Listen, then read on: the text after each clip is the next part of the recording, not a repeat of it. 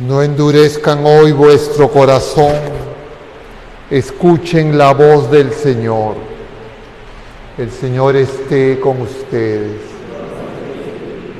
Lectura del Santo Evangelio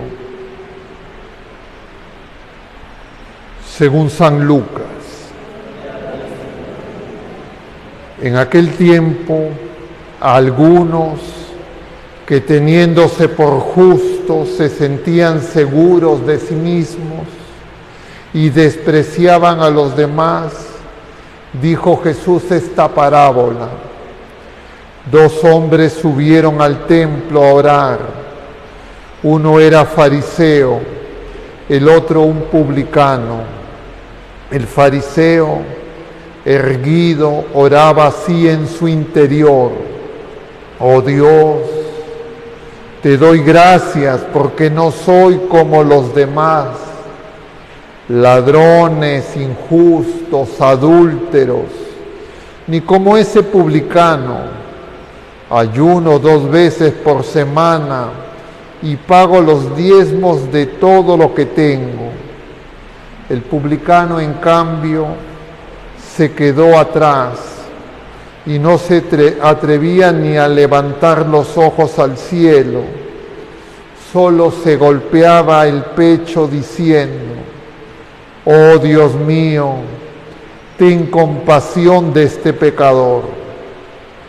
Les digo que éste bajó a su casa justificado y aquel no, porque todo el que se enaltece será humillado y el que se humilla será enaltecido. Palabra del Señor.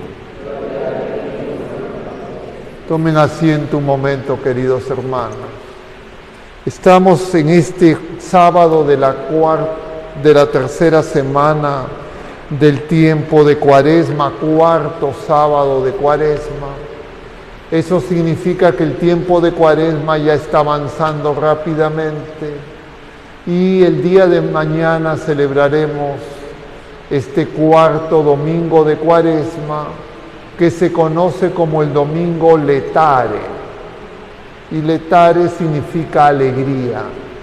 Es decir, la Cuaresma no es incompatible con la alegría. Y de alguna manera nosotros tenemos que preguntarnos, pero ¿cómo puedo estar alegre en medio de tanto dolor, sufrimiento, mentira, engaño, mal en el mundo, desastres naturales, guerras, o contemplando la cruz de Cristo? Y es que el motivo de la alegría no está en nada que nosotros podamos hacer. Nada de lo que nosotros podemos hacer nos puede dar una alegría verdadera, durable, salvo instantes. Quien es la causa, quien nos trae la alegría, es Dios, que viene a visitarnos, que viene a nosotros, que viene a nuestro encuentro, que viene a curarnos, que viene a sanarnos. Más aún, que nos conoce. Y en estos días se nos está presentando justamente esa realidad misteriosa, que nosotros mismos no nos conocemos y solo Dios nos conoce. Ni siquiera nosotros conocemos todos nuestros pecados. Hay momentos en que uno tiene pecados muy visibles y entonces uno se da cuenta y también otras personas se dan cuenta. Son pecados visibles que todo el mundo los nota. A esos son a las personas que se les llamaba publicanos, de los que nos habla el Evangelio de hoy. Publicanos son personas que los pecados es fácilmente reconocible. Diríamos, es como una persona que va a un médico y el médico casi inmediatamente, ya viéndole la cara a la persona, ya tiene el diagnóstico. Uno mismo se da cuenta cuál es nuestro pecado. Pero no todos los pecados son así. Es más, Los pecados más graves no son así. Los pecados más graves muchas veces quedan ocultos a las otras personas y también a nosotros mismos. Y entonces tenemos que darnos cuenta que nosotros vemos solamente lo aparente en los demás y en nosotros. Y lo que vemos, y vemos, como decía al principio, mucho mal, mucha injusticia, no es lo peor. Lo que vemos no es lo más grave que hay en el corazón de los seres humanos, ni siquiera en nuestras personas más cercanas, en nuestros familiares, en nuestros amigos, ni tampoco en nosotros mismos. Solo el Señor ve esa gravedad. Y entonces que nosotros empecemos a hacer análisis, cálculos, exámenes, con esa mirada absolutamente incompleta e insuficiente, es un gravísimo error.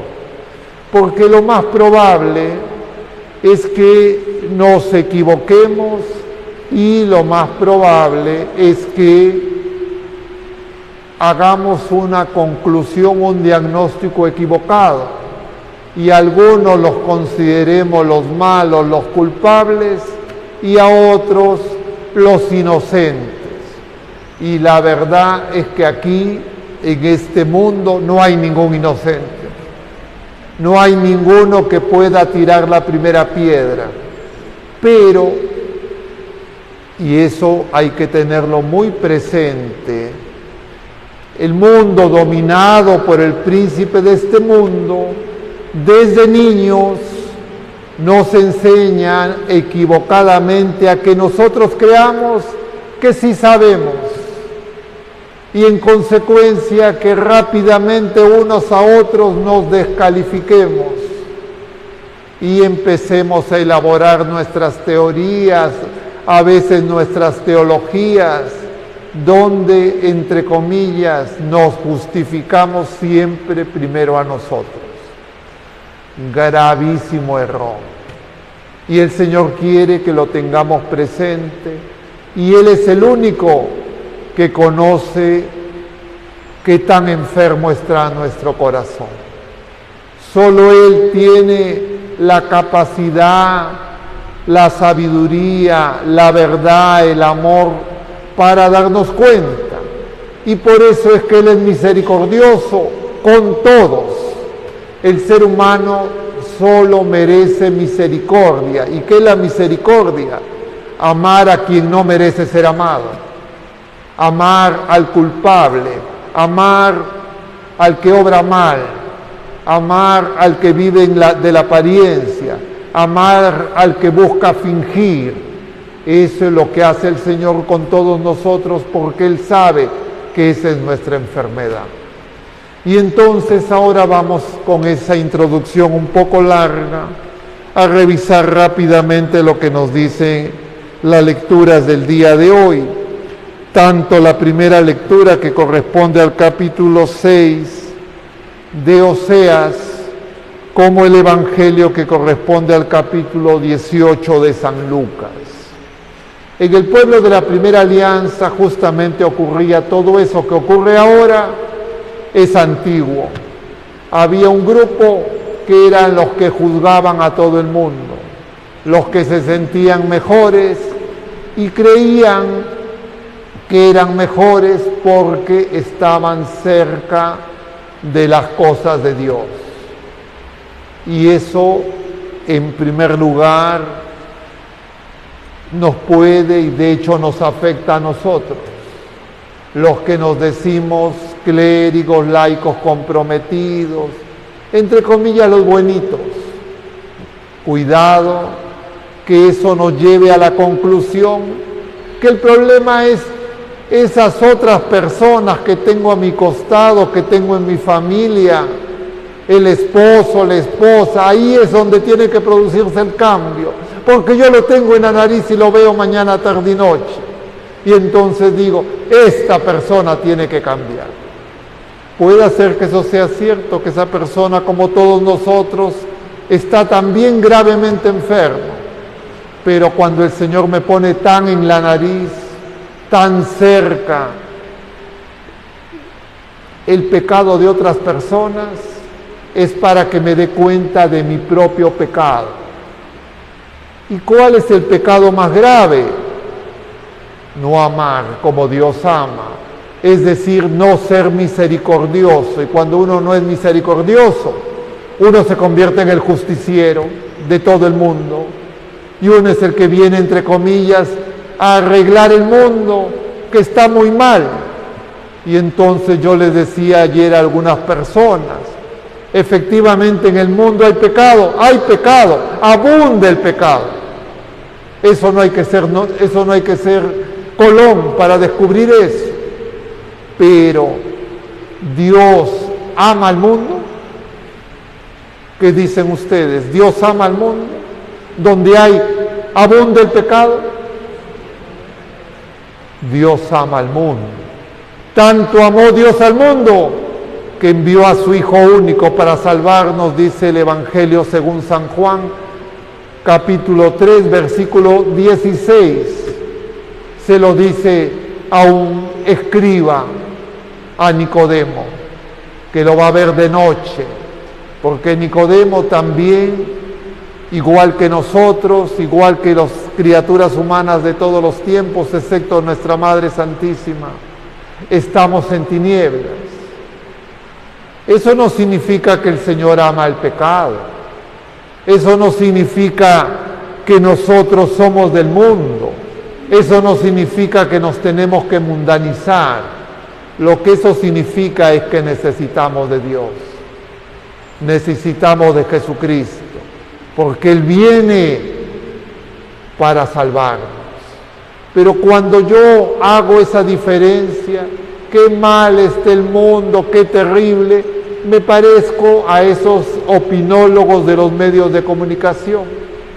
Ahora los tenemos en todo su despliegue publicitario, noticioso, cerca por los acontecimientos recientes en nuestro país, pero también los vemos cuando hay espectáculos deportivos, competencias deportivas, políticas o lo que sea, siempre aparece la misma acción. Yo veía, ya se los decía el otro día a otras personas, no sé si también ustedes, pero lo voy a repetir si ya lo comenté. Yo veía noticias y donde pasaban una y otra noticia, un guaico por aquí, otro guaico por allá, otro guaico acá. ¿Cuántos guaicos? ¿Han visto ustedes eso? Casi de manera automática, el periodista, el reportero, la reportera, etcétera. Luego de los guaicos inmediatamente venían. ¿Y quién ha venido a ayudarnos? ¿Qué han hecho por hacer algo? Incitando a que la gente diga, no ha venido nadie. O han venido muy pocos. Vinieron, se tomaron la foto y se fueron. Y entonces, y luego viene, y eso también que antes pasó, y cuando le dicen a un político, el político dice, sí, se han dilapidado dineros para resolver estos problemas, y nosotros los que ya tenemos algunos años, nos damos cuenta que esto tiene muchas décadas. Y entonces, claro, ¿qué hace eso en la mente de las personas? Hace que nos indignemos, nos molestemos, o lo vemos desde lejos y no somos directamente damnificados, o con profundas consecuencias humanas, materiales, y somos directamente damnificados nosotros o nuestros familiares. Y es que eso de alguna manera lleva a la división. Unos están bien, otros están mal. Eso es lo que pasa en nuestro corazón. Y entonces en nuestro corazón que está enfermo, como esas quebradas, como esos lechos y cauces de ríos que no se limpian, que están con sus casas a los costados, cada vez que se desata la indignación, viene el guaico Y el huaico, como hemos visto, con mucha fuerza arrasa con todo. Y nosotros, cuando estamos en esa circunstancia, pobre del que se ponga frente a nosotros, no hay quien quede en pie con nuestros pensamientos, con nuestras palabras, con nuestras miradas, con nuestros sentimientos, con todo nuestro ser personal. Y claro, si es que no hay alguien que pueda curar eso que afecta a todos los seres humanos, porque distintas quebradas todos tenemos, distintos ríos secos todos tenemos, y el único que los puede curar, sanar, limpiar, sanear, edificar de nuevo sobre roca firme, es Jesucristo mismo. Él viene una vez más a nosotros. Y entonces, ¿cuál es el problema? El problema es que nos fijamos en los demás. Y entonces, ¿qué pasaría si la gente que vive en una quebrada empieza, porque este año no le tocó el huaico, empieza a hablar de los de la otra quebrada? Pasarán algunas semanas, algunos días, y pues esa quebrada será también una torrentera. Nosotros vivimos fijándonos en los demás, pura apariencia, puro figuretismo. Yo me imaginaba, disculpen que me extienda, esos exámenes que yo no sé si algunos de ustedes, como son más o menos de mi promoción, pueden entender de lo que les hablo. ¿Algunos de ustedes alguna vez le han hecho alguna campimetría? Campimetría, ¿saben qué es eso? Los oftalmólogos hacen campimetrías, ¿nunca les han hecho? Los ponen frente a un aparato, les fijan la cabeza para que no se puedan mover y empiezan a disparar lucecitas y uno tiene que machucar cuando aparece una luz por arriba, por abajo, por la derecha, por la izquierda. ¿Nunca han hecho eso? Ya lo harán, ya lo harán. Bueno, yo me he hecho varias veces, de repente el ejemplo no ayuda. Pero cuando uno sale de esa campimetría, sale cansado, agobiado, y muchas veces les dicen, lo ha hecho mal, hay que volver a hacer la campimetría. Y otra vez uno tiene que estar ahí, entre comillas, concentrado. Porque nosotros se nos va la mirada por todas partes. Jesucristo es la luz del mundo. Él viene a curarnos, viene a sanarnos. Pero si tenemos mucho ruido, si andamos muy dispersos, si andamos como veletas pensando en toda la gente, no lo reconocemos. Y Él viene a decirnos en este tiempo de Cuaresma, donde Él viene a cada uno de nosotros, donde estamos y en la circunstancia que estamos, para hacer un retiro con nosotros, que nos dice 4 cosas. Primera, cuánto nos ama, cuánta misericordia tiene por nosotros, qué grande es su poder, qué grande es su perdón, y que nosotros somos imagen suya y Él quiere hacernos de nuevo. No hay nada que exista en nuestra vida que no pueda ser curado, sanado por Él. Segunda cosa, nos viene a decirnos que estamos gravemente enfermos. Que nos quitemos todas esas ínfulas y presunciones de que sabemos, que conocemos. Podremos conocer muchas cosas en términos prácticos, pero ¿quién es el ser humano? ¿Quién es el hombre? ¿Quién somos nosotros y quién son las personas que peregrinan por nosotros? No conocemos casi nada. Muchas veces solo conocemos sus males, sus acciones equivocadas, sus pecados, sus miserias y algunas de sus buenas cosas, cuando nosotros generosamente le reconocemos que hay bondad en esas personas, que hay bien y que hay verdad. Igual en nosotros tampoco nos conocemos a nosotros mismos y estamos gravemente enfermos y el Señor viene a curarnos porque nos ama.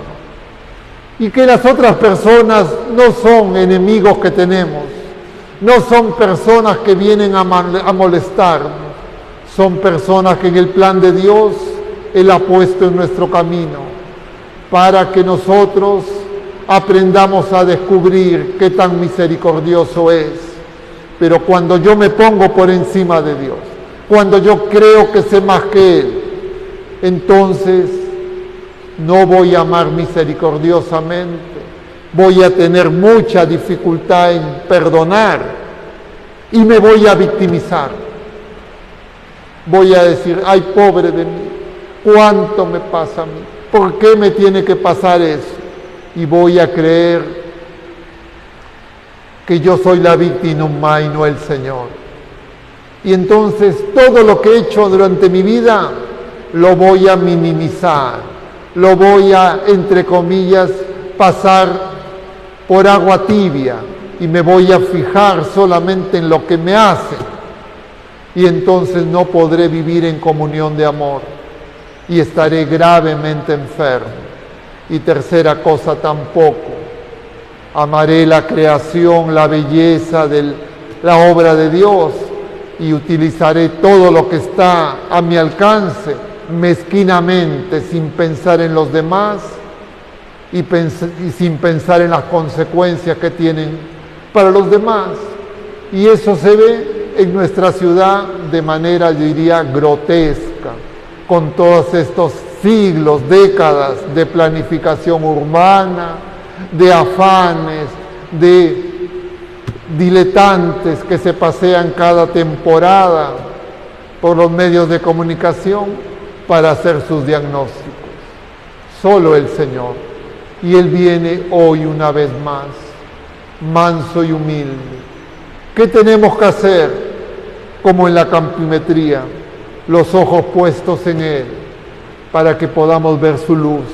A veces la vamos a ver pequeñita, a veces la vamos a ver lejana. ¿Y por qué es así? Porque estamos ciegos, porque no nos damos cuenta, porque el pecado nos ha dañado y el Señor viene a salvarnos, no a condenarnos. Pidamos a nuestra Madre Santísima y a San José en estos días ya en que vamos a celebrar a este hombre santo, del cual no tenemos ninguna palabra.